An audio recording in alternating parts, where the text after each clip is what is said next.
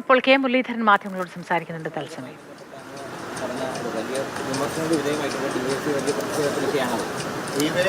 പ്രതിഷേധത്തിലുണ്ട്, സേവാഭാരതിയും പ്രതിഷേധത്തിലുണ്ട്. അതിൻ്റെ കാരണം ആലപ്പുഴ മെഡിക്കൽ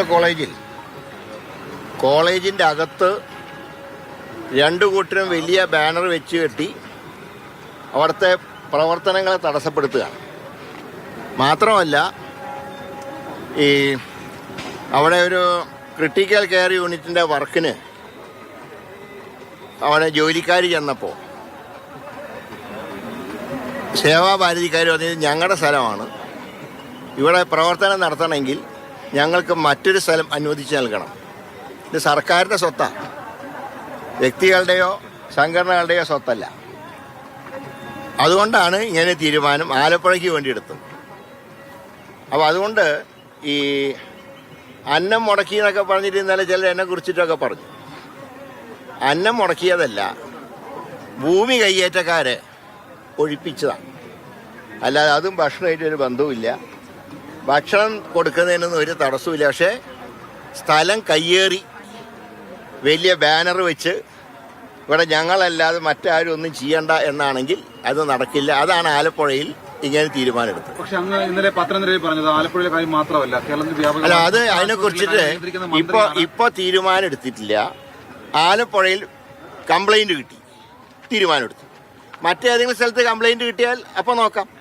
ഇപ്പൊ കംപ്ലൈന്റ് കിട്ടാത്തതുകൊണ്ട് ഇപ്പൊ അതിനെക്കുറിച്ച് പറയേണ്ട ആവശ്യമില്ല. ആശുപത്രി ജീവനക്കാരാണോ കംപ്ലൈന്റ് തന്നത്? ആരാ? ആശുപത്രി ജീവനക്കാരാണോ? ഞാൻ പറയാം, HDSലെ അംഗങ്ങൾ ഉൾപ്പെടെയാണ് മിനിഞ്ഞാന്നത്തെ അവലോകന യോഗം. HDSലെ എല്ലാ പാർട്ടിയും ഉണ്ടല്ലോ. ഇപ്പോഴത്തെ HDS എന്ന് പറഞ്ഞാൽ കഴിഞ്ഞ സർക്കാരിൻ്റെ കാലത്ത് വെച്ചാൽ ഞങ്ങൾ വന്നതിന് ശേഷം മാറ്റിയിട്ടില്ല. ഇതിലെ UDF അംഗങ്ങൾ വളരെ കുറവാണ് ഇപ്പോഴത്തെ HDSൽ. കാരണം നിയമസഭയിൽ പ്രാതിനിധ്യമുള്ള കക്ഷികളെയാണ് HDSലെ HMSലൊക്കെ അംഗങ്ങളാക്കുക. അതിലൊരാൾ പോലും ഒരു പ്രതിഷേധവും പറഞ്ഞില്ല. MLAയും MP യും ഡെപ്യൂട്ടി സ്പീക്കറുടെയൊക്കെ സാന്നിധ്യത്തിലാണ് ഈ ആക്ഷേപങ്ങളെക്കുറിച്ച് ചർച്ച വന്നത്. ആ കമ്മിറ്റിയുടെ തീരുമാനം, അത് കെ മുരളീധരൻ്റെ തീരുമാനമല്ല, HDSന്റെ തീരുമാനമാണ് കമ്മ്യൂണിറ്റി കിച്ചൺ നടത്താനും ഈ സ്ഥലം കയ്യേറ്റക്കാരെ നിർബന്ധമായിട്ട് അവിടുന്ന് മാറ്റി നിർത്താനും. ആലപ്പുഴയിൽ അതിന്റെ സംവിധാനം ഉണ്ടാക്കി. മറ്റുള്ള സ്ഥലങ്ങളെക്കുറിച്ച് ഇപ്പോൾ ആലോചിച്ചിട്ടില്ല. ഇപ്പോൾ ഉള്ളതിനൊന്നും ഞങ്ങൾ ഡിസ്റ്റർബ് ചെയ്യുന്നില്ല. പരാതി കിട്ടിയാൽ മാത്രം നടപടി സ്വീകരിക്കും. പിന്നെ മറ്റൊരു കാര്യം കൂടി ഉണ്ട്. അതായത് അവിടെ ഞാൻ പറയാം, അവിടെ ഇതുകൊണ്ട് ഈ രണ്ടു കൂട്ടർ ഒന്നായതിൻ്റെ കാരണം എന്താ അറിയും? അവിടെയുള്ള ഈ ലാബിൽ, ആലപ്പുഴ മെഡിക്കൽ കോളേജിലെ ലാബിൽ അവിടെ ഈ ഒരു സംവിധാനമുണ്ട്, റീഏജന്റ് എന്ന് പറഞ്ഞാൽ നമ്മൾ ഈ ഷുഗർ, പ്രഷർ ഇതൊക്കെ പരിശോധിക്കാൻ ഉപയോഗിക്കുന്ന ഇതാണ് അതിൻ്റെ ഒരു സൊല്യൂഷനാണ്. അപ്പോൾ അത് വാങ്ങുന്നില്ല. ഇതിനെന്ത് ചെയ്യുന്നു? അടുത്തുള്ള 2 പ്രധാന സ്വകാര്യ ലാബുകളിൽ അവിടുന്ന് കുറി കൊടുക്കുക, അവിടെ ടെസ്റ്റ് ചെയ്ത് വരാൻ. ആ ലാബ് ആരാ നടത്തുന്നത് നിങ്ങൾ അന്വേഷിച്ചാൽ മതി, ഞാൻ ആരും പേര് പറയുന്നില്ല. ഈ 2 ലാബുകൾ ലക്ഷങ്ങൾ ലാഭം എടുക്കുകയാണ്. അത് തടഞ്ഞതാണ് ഈ പ്രകോപനത്തിന് മുഴുവൻ കാരണം, അല്ലാണ്ട് പൊതിച്ചോറ് ഇതുമായിട്ട് ബന്ധപ്പെട്ടതല്ല.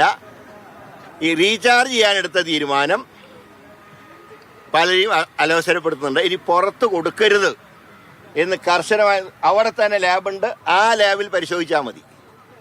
അതിനാവശ്യമുള്ള സംവിധാനം ഒരുക്കാൻ മിഞ്ഞാന്ന് തീരുമാനമെടുത്തു. അത് നിങ്ങൾ അന്വേഷിച്ചാൽ മതി, ഞാൻ പറയുന്നില്ല, നിങ്ങൾ അന്വേഷിച്ചോ. അതിൻ്റെ ആരാണ് അതിൻ്റെ നിയന്ത്രണം, അവർക്ക് എത്ര ലാഭം കിട്ടും, നിങ്ങൾ അതും കൂടെ നോക്കണ്ടേ. ഇത് മാത്രം പറഞ്ഞാൽ മതിയോ? അതും കൂടെ നോക്ക്. ഇപ്പോൾ ആശുപത്രികളിലൊന്നും ഈ പറഞ്ഞ രാഷ്ട്രീയത്തിൽ പ്രവർത്തനങ്ങൾ പാടില്ല, കുടിവെച്ച് ഭക്ഷണം തന്നെ ചെയ്യാൻ പാടില്ല എന്ന് പറയുന്നുണ്ട്. അപ്പോൾ ആശുപത്രികൾക്ക് ഈ പറയുന്ന രാഷ്ട്രീയ നേതാക്കളുടെ പേരിടുന്നത് പോലും അങ്ങനെയാണെങ്കിൽ ഒഴിവാക്കപ്പെടേണ്ടതല്ലേ എന്ന് ചോദിക്കും. അവർ ഈ സ്ഥാനങ്ങൾ മുഖ്യമന്ത്രിമാർ, ദേശീയ നേതാക്കന്മാർ അവരുടെയൊക്കെ പേരിടുന്നത്. ഇപ്പോൾ EMSന്റെ പേരിട്ട് ആരെങ്കിലും വല്ല പരാതിയും പറഞ്ഞു? എത്ര സ്ഥാപനങ്ങൾ EMSന്റെ, അദ്ദേഹം കേരളത്തിൻ്റെ മുഖ്യമന്ത്രിയായിരുന്ന ആളാണ്. പട്ടംതാണുള്ള സാറ് മുഖ്യമന്ത്രിയായിരുന്ന ആളാണ്. CH വേന മുഖ്യമന്ത്രിയായിരുന്ന ആളാണ്. കെ കരുണാകരൻ, ഉമ്മൻചാണ്ടി മുഖ്യമന്ത്രിമാരായിരുന്ന ആൾക്കാരാ.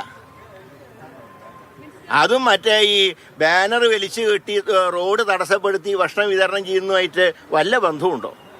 പിന്നെ ഞാൻ വേറൊരു കാര്യം ചോദിക്കട്ടെ. ഇപ്പോൾ ഇവർക്ക് എന്താ മറ്റേ ഭക്ഷണം കൊടുക്കുന്നതിലൊക്കെ വലിയ ഉദാര സമീപനാണല്ലോ. നിങ്ങൾക്ക് ഓർമ്മയുണ്ടല്ലോ, ചൂരൽമലയിൽ ഉരുൾപൊട്ടി 100 കണക്കിന് ആൾക്കാർ മണ്ണിൻ്റെ അകത്ത് കിടന്നപ്പോൾ അവിടെ വന്ന മാധ്യമങ്ങൾ ഉൾപ്പെടെയുള്ളവർക്ക് പൊതിച്ചോറല്ല, ഭക്ഷണം പാചകം ചെയ്ത് കൊടുത്തവരായിരുന്നു വൈറ്റ് ഗാർഡുകാർ. എല്ലാ പാർട്ടിക്കാരും അപ്രീഷിയേറ്റ് ചെയ്തവരെ. ഒരു ദിവസം കാലത്ത് അവരവിടുന്ന് പിടിച്ചിറക്കി വിടുക മാത്രമല്ല, ഭക്ഷണ സാധനങ്ങൾ പോലും വലിച്ചെറിഞ്ഞ ഒരു സംഭവം ഉണ്ടായിട്ടല്ലോ. അന്ന് എവിടെ പോയി ഇവരൊക്കെ?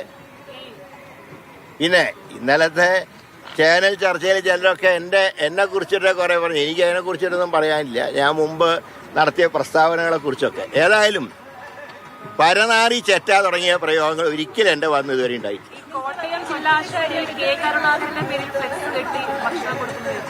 ഇത് ഞാൻ പറഞ്ഞല്ലോ, വഴി തടസ്സം എവിടെയെങ്കിലും ഉണ്ട് എന്ന് റിപ്പോർട്ട് ഞങ്ങൾക്ക് കിട്ടിയാൽ നടപടിയെടുക്കും, ആരാണെങ്കിലും. കോട്ടയത്ത് ആരോഗ്യമന്ത്രി കെ മുരളീധരനാണ് മാധ്യമങ്ങളോട് സംസാരിക്കുന്നത്. ആരോഗ്യ രംഗത്തെ കാര്യങ്ങളെക്കുറിച്ച്, ഈ പൊതുച്ചോറ് വിതരണവുമായി ബന്ധപ്പെട്ടൊക്കെ കഴിഞ്ഞ ദിവസങ്ങളിൽ വലിയ ചർച്ചകൾ ഉണ്ടായിരുന്നു. അതുമായി ബന്ധപ്പെട്ടൊക്കെയാണ് പ്രതികരണം നടത്തിയത്.